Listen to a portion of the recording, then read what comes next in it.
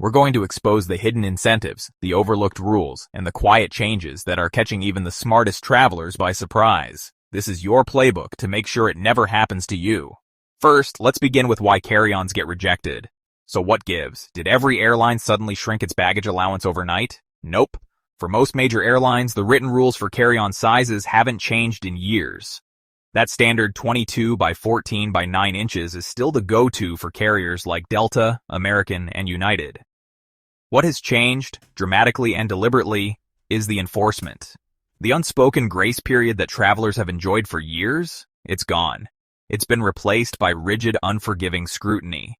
And this isn't random, it's a calculated business strategy. First, let's talk about the money. Airlines are under huge financial pressure. To boost their profits, they've unbundled everything. Your ticket just gets you a seat. Everything else is an ancillary service, and baggage fees are the king of ancillary revenue. To maximize this multi-billion-dollar income stream, they need more people to pay for bags. Since savvy travelers try to avoid checked bag fees with a carry-on, the airline's next logical step is to attack the carry-on. This creates a high-pressure environment where strict rule enforcement becomes a priority. The whole business model for budget airlines is built on these fees, but now that mindset is spreading everywhere. They aren't just following rules, they're hunting for non-compliance. Your slightly puffy bag isn't a minor issue to them, it's a revenue opportunity. Second, there's the invisible squeeze. By enforcing rules with zero tolerance, they can instantly convert thousands of would-be carry-on travelers into paying customers at the gate, where the fees are highest. They're basically creating a problem. Suddenly, tons of bags are non-compliant, just by changing how they enforce the rules. That soft-sided bag you could always squish into the sizer? The free pass for that has vanished.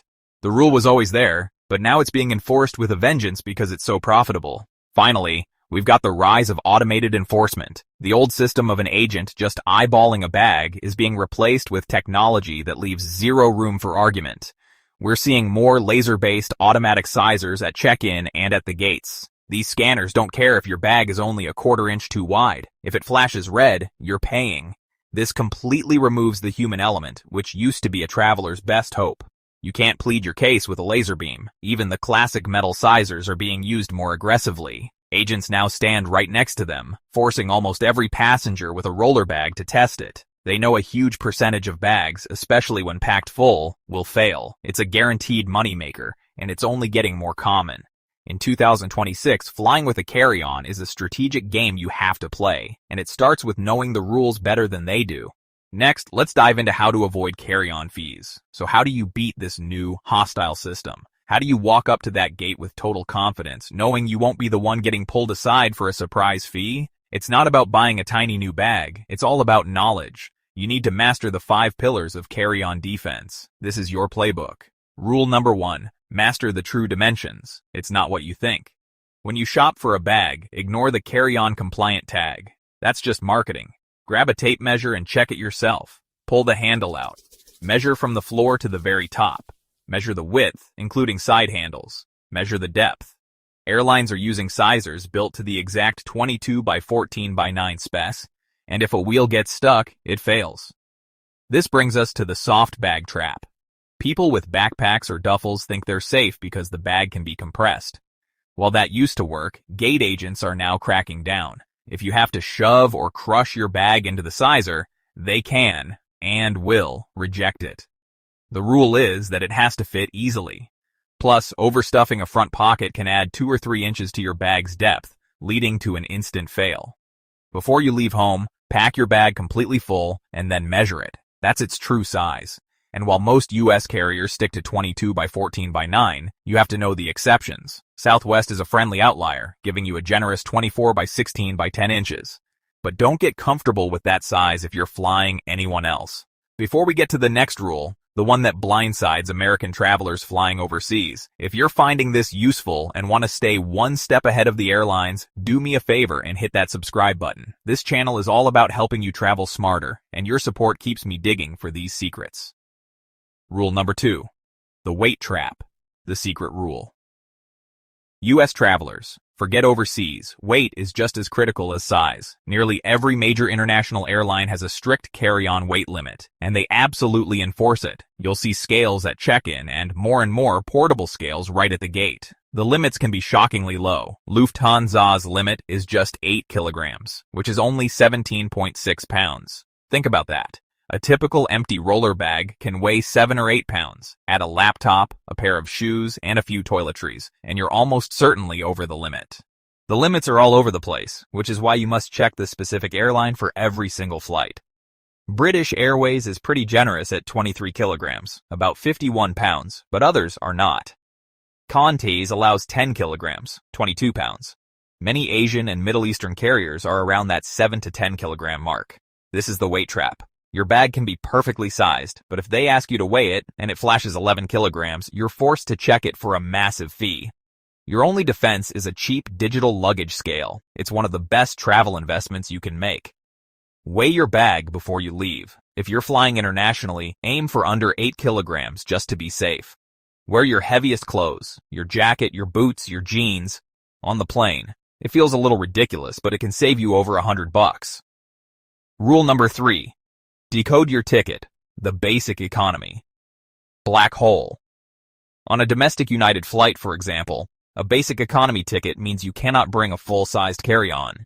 You only get one small personal item that fits under the seat. Show up at the gate with your roller bag, and you'll be charged the standard checked bag fee plus a gate handling fee. This isn't a new policy, but the enforcement is now ruthless and automated. In the past, a nice agent might have let it slide. Today, the system knows what ticket you bought. When you scan your pass, the agent is just enforcing a hard-coded rule. Rule number 4. The code share catastrophe, the airline switcheroo. The rule is almost always that the baggage policy of the airline operating the flight is the one that counts. This info is buried in the details when you book. You have to play detective. Look for the words operated by on your itinerary. If you see another airline's name, you have to immediately look up the carry-on policy for that airline. Don't assume the airline you booked with has your back. It won't. Rule number 5. The personal item, your most powerful underrated tool. Think of it as your emergency relief valve. In a worst-case scenario where your main carry-on gets flagged, a half-empty backpack is your escape hatch. If your roller bag is 2 pounds over the weight limit, you can quickly open it and move your heaviest items, like shoes or an electronics pouch, into your backpack. This simple act of load shifting can be the difference between paying a $100 fee and walking onto the plane. Now let's cover what to do at the gate. Okay, you did everything right. You measured, you weighed, you knew the rules. But for whatever reason, a strict agent, a weird sizer, bad luck, you get flagged. Gate agent. That's not gonna fit. You have to check it. This is a code red. Your first instinct is to argue. Don't do it. Arguing with a gate agent is a battle you will lose, and it just makes everything worse. The second you're flagged, your goal changes from winning the argument to cutting your losses. I call this the gate check gambit. First, be incredibly polite. Oh, okay, I'm surprised. What are my options? Then, if your personal item has room, ask, would it help if I tried to rearrange a few things? Sometimes just showing you're willing to comply is enough. Then you can quickly do that emergency load shift we talked about. But what if that's not an option? Your next move is to wait and watch. Gate agents are under pressure to board on time. Very often, as boarding continues, the agent will announce that the flight is full and ask for volunteers to check their bags for free. This is your moment. Traveler. I'd be happy to volunteer my bag. More often than not, they'll be so relieved to have a volunteer that they'll check it for free. Finally, before your next flight, remember this. In 2026, traveling with a carry-on is a strategic game. Airlines have changed the rules, not by rewriting the policies, but by weaponizing them with strict, unforgiving enforcement.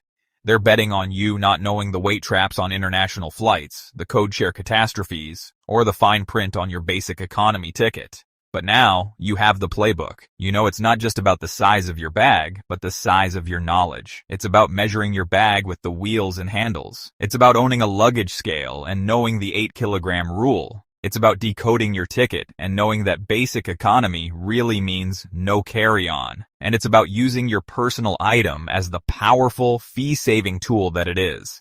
The power is back in your hands. You're no longer an easy target. You are an informed traveler, and you're one step ahead. Now, I want to hear from you. Have you been unfairly forced to check a carry-on? What's the most ridiculous gate fee you've seen? Share your horror story in the comments. And if this helped you, hit that like button and subscribe because my next video is all about the new TSA liquid rules being tested, and you'll want to know about them before your next flight.